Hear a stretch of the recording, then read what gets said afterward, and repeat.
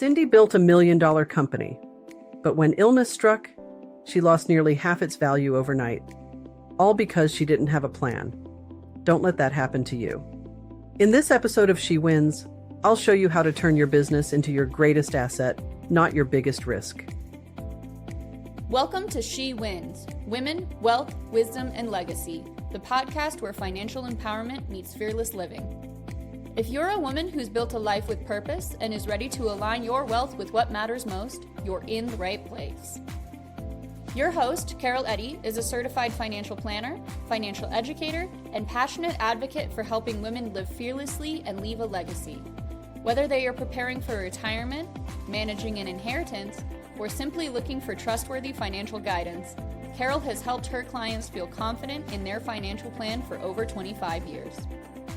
Each week, she'll share insights and practical strategies to help you create financial freedom, navigate smart money choices, master your money mindset, and make winning decisions now and for the next chapter of your life.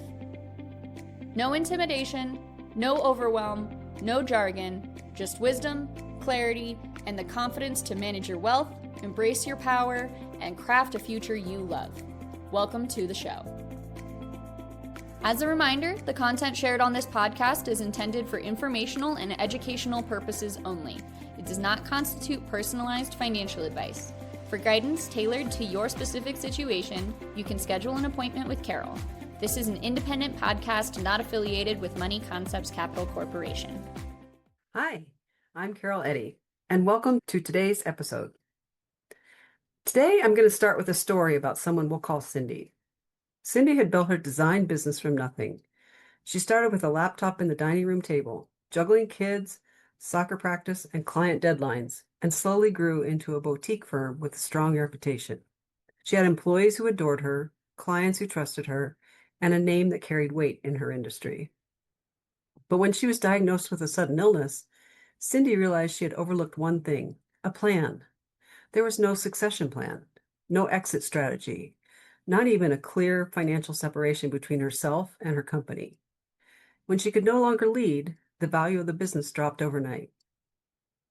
When she tried to sell, buyers saw risk instead of value. The systems weren't documented. The team wasn't ready to lead without her, and every client relationship was tied to Cindy personally. What she thought would fund her retirement sold for far less. Cindy left her life's work behind with heartbreak. She said, "I thought my business was my retirement plan, but without a plan, it's like the ground gave way beneath me." That conversation is why we're here today. Because Cindy's story is not rare. Women are starting businesses faster than ever before. More than 12 million businesses in the U.S. are women-owned. Yet far too many of us aren't planning for the future of those businesses. Women pour heart and soul into building businesses, but many don't take the time to plan for what comes next. Why? Because we're busy. We're often balancing families, employees, and community commitments. Because the language of planning, things like buy-sell agreements, valuations, succession structures, those things feel intimidating. And because sometimes no one ever told us our business should be treated like the valuable asset it is. If you're listening today, I want you to remember this. Your business is not just your job. It's not just your income. It's an asset. And like any other asset, your home, your retirement accounts, your investments, it needs a plan. With the right plan, your business can fund your retirement, protect your family, support your community, and create a lasting legacy. Without one, years of hard work can vanish in a moment. So let's talk about how do we protect what you've built. And I want to do it through quick stories, because stories are how we see ourselves and how we learn. Part 1, the risks of not planning. Story 1, Marissa, the one-woman show. Marissa was the face of her boutique marketing agency. She was talented, creative, and beloved by clients. But she was also the bottleneck. Every client wanted her attention. Every deal ran through her. When she tried to step back and prepare for retirement, she faced a harsh reality. Her business wasn't worth much without her. A potential buyer said bluntly, "We can't buy a company that disappears the moment you leave." Marissa had built a job, not a business. The lesson? If your business can't run without you, it's not transferable, and businesses that aren't transferable aren't valuable. Story 2, Julie and Claire's buy-sell agreement. Now let me tell you about Julie and Claire. They co-owned a thriving medical practice. Julie was the manager and Claire was the physician. Together, they were unstoppable. But they were also wise. Early on, they created what's called a buy-sell agreement, which is an insurance policy. And it wasn't fun to talk about, but they knew if one of them passed away, the other needed a way to buy the shares without financial ruin. Tragically, Claire died suddenly. It was heartbreaking, but financially, Julie was protected. The insurance funded the buyout. The practice stayed stable, and patients continued to be served. Now, to compare that with Sharon's story, Sharon co-owned a business but never set up a buy-sell agreement. When her partner died, his family inherited half of the company. They didn't want to run it, but they wanted income. The dispute dragged on through court for 2 years, draining Sharon's health and the company's finances. 2 businesses, 2 outcomes. The difference? 1 piece of planning. Story 3, Kara's messy finances. Kara owned a wellness studio. She was loved by her community, her clients adored her, and her classes were always full. But Kara made one critical mistake. She never separated her personal and business finances. She paid for groceries from the business account and travel from her personal card and never really kept clean books. When she tried to get financing to expand, the bank said no.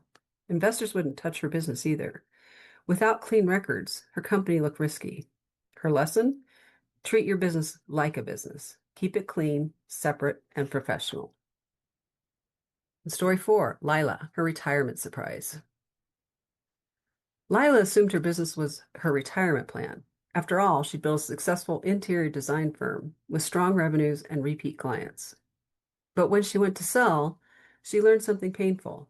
The business hadn't been structured for sale. Without systems, processes, and succession strategy, buyers offered pennies on the dollar. Her nest egg shrank overnight. The takeaway?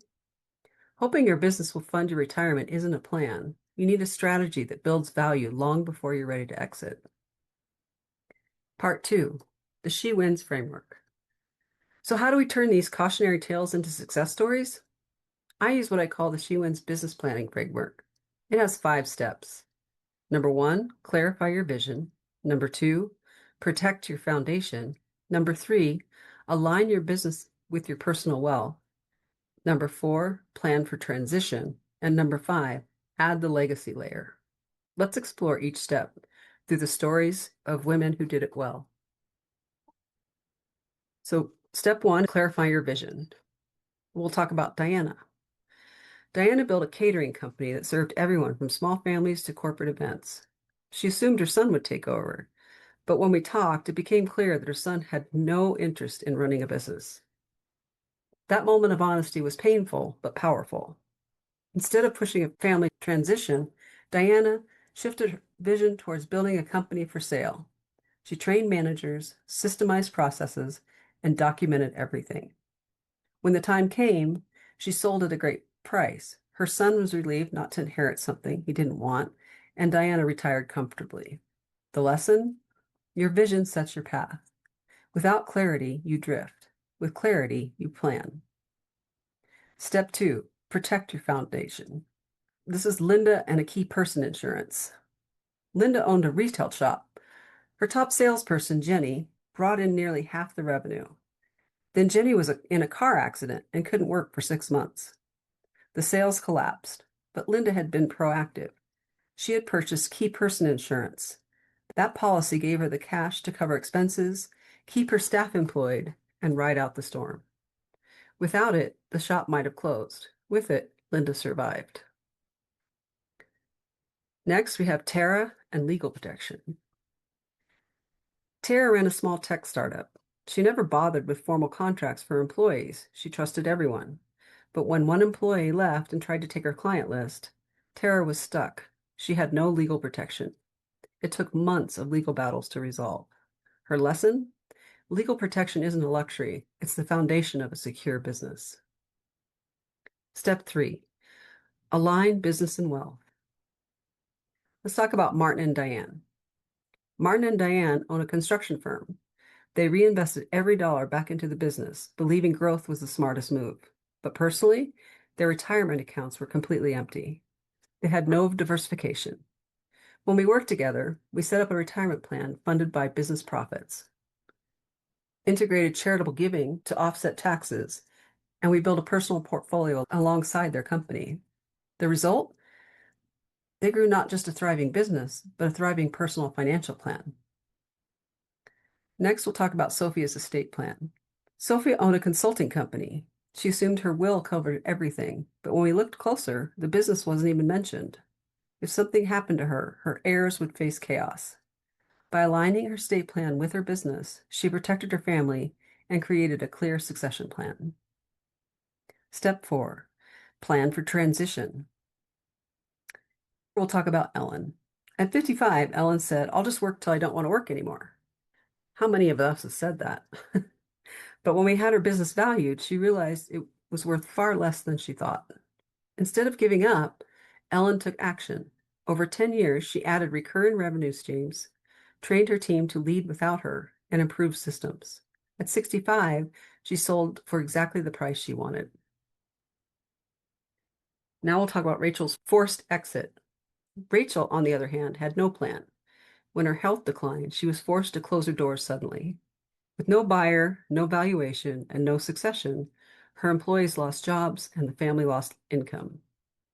The lesson: every business will transition, planned or forced. Planning gives you control. Step 5, the legacy layer.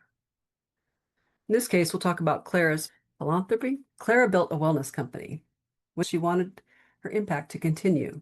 She set up a donor-advised fund supporting women's health programs. Her company lived in a new way, through the lives of women she would never meet. In another case, we'll talk about Naomi's family stewardship. Naomi wanted her daughters to inherit not just her company, but her values. So she created a family mission statement, trained her girls in leadership, and structured the business to transfer over years. Her daughters didn't just receive a business, they inherited a vision. Part 3, objections and truth. I know some of you are thinking, "I'm too busy," but planning now saves time later. Or they'll say, "It's too complicated. With the right advisors, you don't have to do it alone. You have lots of help around you." "I'm not ready to leave." That's exactly why now is the time to plan. The best plans are made when you still love what you're doing. Part 4, practical steps. Here's what you can do this week. Write down your 5-year vision. Do you want to sell, pass it on, or keep running it? 2, schedule a meeting with your advisor or attorney to talk about continuity. 3, download my free resource, the Business Planning Essentials Checklist for Women Entrepreneurs, and see where you stand. Your business is more than numbers. It's your independence, your influence, your impact. You've worked too hard to let your business become a burden or a missed opportunity. With the right plan, it can be your bridge to financial freedom and your lasting legacy. So ask yourself, what story do you want your business to tell when you're no longer running it? Because when women plan with courage, clarity, and wisdom, we don't just build businesses, we build legacies.